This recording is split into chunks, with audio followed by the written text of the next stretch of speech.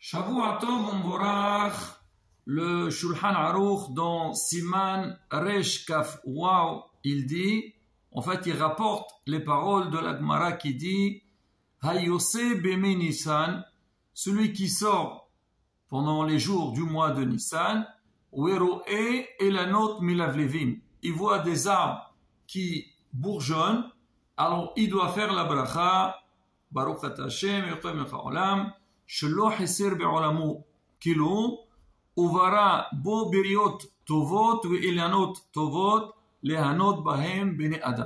Donc il y a une bracha on fait sur ce qu'on est en train de voir.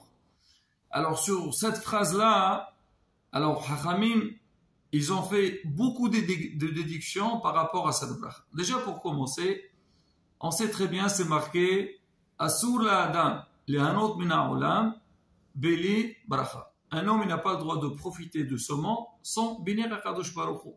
Parce que tout ce qu'on a, il appartient à Hachem. Et nous, pour avoir l'autorisation, la possibilité de consommer, on fait la bracha. Pareil aussi, donc quand quelqu'un va sentir une bonne odeur, c'est pas seulement qu'on mange, même sentir une bonne odeur, on doit. C'est ce qu'on fait le samedi soir, on fait la bracha sur les bessamim. Là aussi c'est pareil, donc on va voir donc ces arbres-là qui ont commencé à bourgeonner, donc on a aussi un plaisir quand on va les voir, alors on va faire la bracha. Et Hachamim, ils ont dit que cette bracha n'est pas seulement par rapport à ces arbres, mais aussi par rapport aux neshamot. Alors on voit ça parce que dans le langage, on voit bien dans la bracha, on dit pourquoi Beriot Tovot ou Elanot Tovot? Elanot Tovot, c'est les arbres. C'est quoi Beriot Tovot? On dit qu'en fait, c'est que les neshamot qui sont midgalgelim, alors Alain, c'est une âme, c'est-à-dire quelqu'un qui a quitté ce monde et il a des choses à réparer. Des fois, Hachem, il envoie la neshama dans les arbres et pour que cette neshama elle soit réparée. Alors, c'est quoi les réparations qu'elle peut avoir? C'est que quand on vient, on fait soit des fois on fait une bracha sur un fruit ou on fait des brachot, donc à côté de ces arbres-là, et ça peut les libérer. Et on dit que les neshamot meshotatot ba'olam, donc elles tournent, elles se baladent dans le monde et elles viennent donc dans ces arbres-là. Donc quand nous on va faire cette bracha, d'une part, on va remercier Hachem, on va apprécier donc ce qu'Hachem il a mis sur terre, mais aussi on va être métaken, on va corriger, on va réparer donc les neshamot. Ça c'est Rabotai par rapport au sens de la bracha. Mais Hachamim, ils ont appris beaucoup de choses. Alors on voit c'est marqué Yosei Beme Nissan, celui qui sort pendant le mois de Nissan. Weroe Ilanot, il voit des arbres. Alors on dit la première des choses, c'est que cette bracha, on l'a fait que le mois de Nissan. C'est rapporté qu'il y a certains postrim, décisionnaires, ils ont dit qu'en fait non, quand on voit des arbres qui ont commencé à bourgeonner, même avant le mois de Nissan, normalement on devait faire la bracha. Mais Hachamim, ils ont dit non, la halacha, elle a été tranchée, seulement le mois de Nissan, on peut faire cette bracha. C'est la raison pour laquelle on dit, il ne faut pas traîner à la faire. On dit, dès que le mois de Nissan il commence, il faut déjà chercher des arbres qui ont bourgeonné et faire la bracha. C'est vrai que beaucoup, ils ont l'habitude de faire cette bracha pendant Hol HaMoed. Et c'est, moi je me rappelle aussi en Tunisie, c'était pendant Hol HaMoed qu'on faisait. La raison est simple, c'est que en général on n'a pas le temps.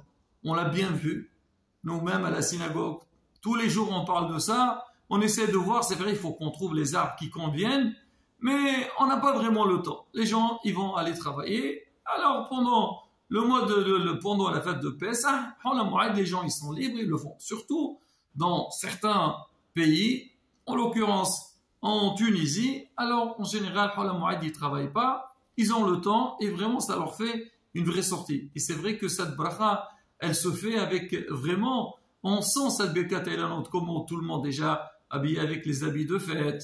Alors on va aller dans un endroit précis, après on va faire des brachot et on prend le temps qu'il faut. Alors il y a des gens, ils préfèrent la faire à ce moment-là, mais on dit non. Alors beaucoup de poskim ils disent qu'il faut la faire au début. Pourquoi? Parce qu'on a un principe qui dit Zrizim maqdim le mitzvot. Tu as une mitzvah qui se présente, il ne faut pas traîner, il faut la faire tout de suite. Et bien quand je parle de ça, j'ai toujours en souvenir la mitzvah, ou plutôt la bracha de Birkat al-Levana. Surtout en France, on a du mal à faire ça de bracha. Pourquoi? En hiver, il pleut, ou le temps il est nuageux, on ne peut pas la faire. Il y a des conditions pour faire cette bracha. En été, la journée elle est longue, et il faut attendre tard la nuit. D'accord, on peut attendre, mais le problème, en règle générale, une fois qu'on a fini la prière de Arvit, on fait ça de bracha, c'est le soir qu'on l'a fait. Mais souvent, on fait la tefila de Arvit. En France, on l'a fait tôt. Alors, on essaye par rapport aux plagues et tout. Et même des fois, on fait après la shki'a. Mais c'est pas encore le moment de faire Birkat al-Levana. On dit, bon, samedi soir, on va faire la bracha. Et à la fin, samedi soir, il y a ces nuageux, on peut pas faire la bracha. On la rate. Donc, c'est une mitzvah qui se présente, on la rate. Là, on vient de finir la fête de Purim. C'était exactement la même chose. C'est marqué dans la lacha. La Megillah, il faut l'écouter tout de suite à la tombée de la nuit. Le matin, il ne faut pas traîner. Le soir, c'est vrai, les gens ils viennent à la synagogue et ils écoutent la Megillah, après ils rentrent chez eux. Mais le matin, il y a des gens qui traînent, ils se lèvent un peu tard. Alors souvent, pour Purim, il y a de l'ambiance. Alors on dit, bon, on va l'écouter après. Et on va voir les amis, on va boire un petit peu, on va faire les Mishloach Manot. Et des fois, en fin de journée, on voit qu'on a raté la lecture de la Megillah. Pourquoi? Parce qu'on traîne. Et ça, c'est un principe qu'on le dit dans beaucoup de mitzvot. Mais attention, on verra pour Brichat Hametz. Donc, il ne faut pas traîner. Donc, c'est pareil aussi. J'ai vu un autre temps, Rabotai, que certains ils disent il ne faut pas traîner pour faire Birkat al-Hanut. Pourquoi? Parce que nous, on dit, alors parmi les raisons qu'on donne pour Birkat al-Hanut, c'est pour faire des tirkunim, pour faire des corrections pour les neshamot. Alors, on dit si vraiment on a cette possibilité, pourquoi les faire souffrir ces neshamot? Tu n'as qu'à commencer déjà. Dès que le mois de Nissan y commence, va faire ça de bracha. Et s'il y a des neshamot qui attendent ta bénédiction, ben au moins qui en profitent. Mais toi, si tu vas traîner, alors elles vont attendre encore. Et là, c'est une raison, Rabotai, encore une raison de dire qu'il faut démarrer. Alors maintenant, on a dit que c'est le mois de Nissan. Si le mois de Nissan est passé, on n'a pas fait la bracha. Ah, on dit on fait la bracha. Plutôt on fait Birkat al-Hanut sans Shem Malchut Baruch Ata, Shelo Haser Be'olamo, et ainsi de suite. Maintenant, ça c'est au niveau du temps. Maintenant aussi au niveau des armes. Alors quand c'est marqué Ilanot, on dit toujours il faut minimum 2. Alors maintenant, beaucoup de poskim y pensent que s'il n'y a pas 2, on peut faire même sur un seul. Ah, pourquoi? Voilà, c'est marqué, celui qui voit Ilanot, il voit des arbres, c'est au pluriel. On dit en fait, c'est un langage, comme on voit dans beaucoup d'endroits. C'est marqué Haroé Malchi Israël, celui qui voit les rois d'Israël, il fait la bracha. C'est-à-dire quoi? Il faut voir beaucoup de rois pour faire la bracha? Non, c'est ça le langage, on dit toujours au pluriel. Là aussi qu'on a dit Ilanot, c'est des arbres. Mais en vérité, même avec un seul arbre, on peut faire. Mais l'idéal, encore une fois, c'est que si on trouve un endroit où il y a, même c'est marqué, le Kafahim il rapporte, il dit il faut aller, si il y a un endroit, un champ où il y a beaucoup d'arbres, il faut aller là-bas. Pourquoi? Comme ça, on est métarken le maximum possible de neshamot.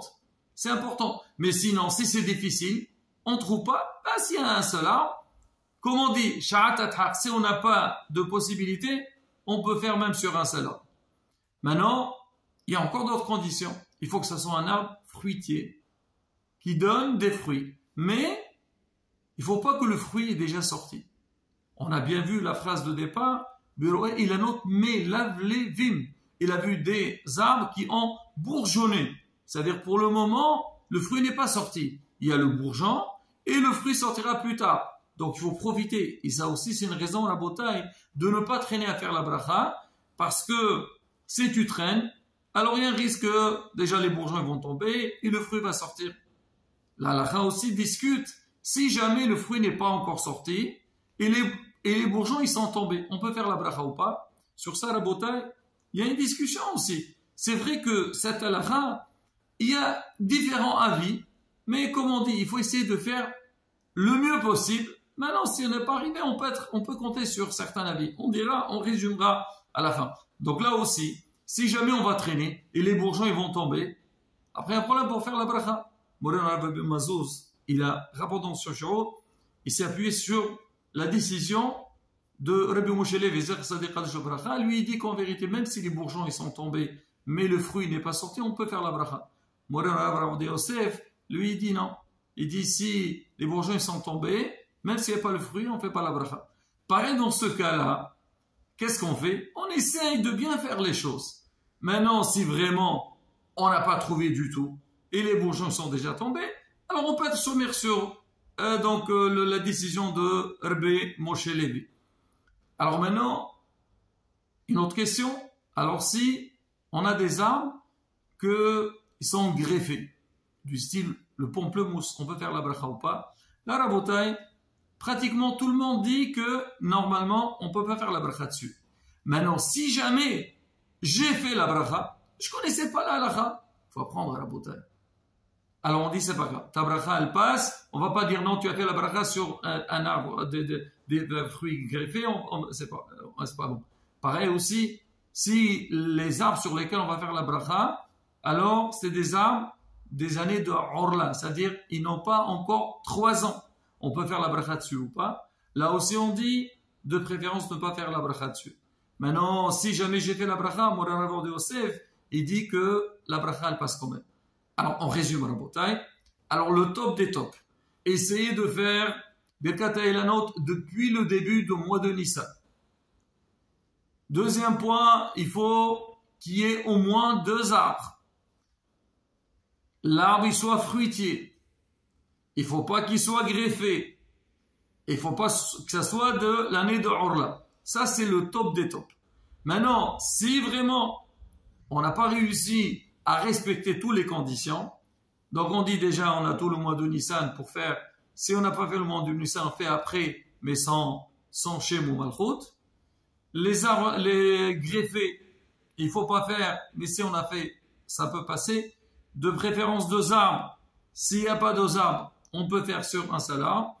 Si l'arbre il n'a pas 3 ans, de préférence ne pas faire la bracha dessus. Mais si on n'a pas trouvé du tout, on peut s'appuyer sur certains poscrims qui disent qu'on peut faire. Alors maintenant, où on fait ça? Alors c'est rapporté dans la halakha. Si on peut sortir en dehors de la ville, c'est mieux. Mais sinon, c'est pas grave, on peut la faire, même en plein ville, même on s'est marqué Behatzero dans la cour de la maison si on a des arbres. Et Shabbat, Yom Tov, pareil aussi, il y a une discussion, ils disent de préférence non parce qu'on a peur, peut-être on va arracher une branche et tout. Mais beaucoup de poskim ils disent que si c'est la seule possibilité qu'on a, on peut quand même faire la bracha. C'est marqué, c'est bien qu'on soit regroupés, on soit réunis, qui a minyan, et faire ça ensemble, et à la fin faire Kaddish. C'est marqué aussi, c'est bien, une fois qu'on a fini la bracha de Birkat HaElanot, on donne des protot. Chacun il donne 3 pièces de tzedaka. On dit tous ensemble, il faut donner la valeur de 45.